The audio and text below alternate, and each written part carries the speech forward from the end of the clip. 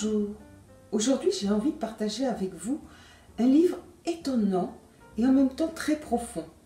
Laisse courir ta main de Noël Châtelet. C'est un récit de vie. Noël Châtelet s'est retrouvée dans la situation suivante. Perclue de douleur, clouée au lit, ne pouvant plus rien faire. Elle parvient toutefois à organiser un dispositif qui va lui permettre d'écrire. Et ainsi clouée au lit, eh bien, elle va revisiter sa vie. Sa vie de femme, bien sûr, elle partage des moments très forts de son vécu, mais aussi très vite surgit l'écriture puisqu'elle est écrivaine et l'écriture est un des socles de son existence.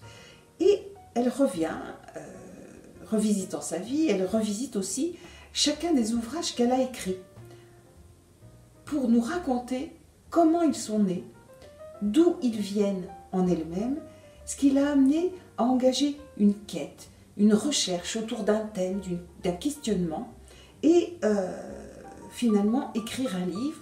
Et elle nous montre comment la recherche a transformé sa vie et comment l'écriture de ce livre a aussi transformé sa vie. Donc, vécu nourrit l'écriture, l'écriture nourrit le vécu, et on en arrive à se dire que finalement la fiction, l'imaginaire ne sont que des enrobages plus ou moins savants, plus ou moins élaborés, qui permettent d'abriter la nécessité intime ou profonde qui a amené un auteur à écrire.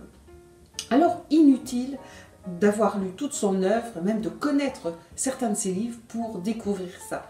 Elle recontextualise chacun de ses ouvrages, elle les analyse et surtout elle fait comprendre la nécessité qui l'a amené à les écrire.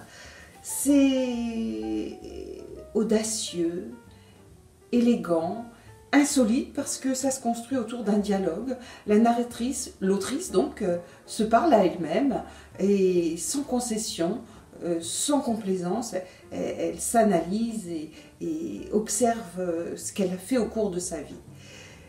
C'est vraiment le livre d'une vie. C'est très beau.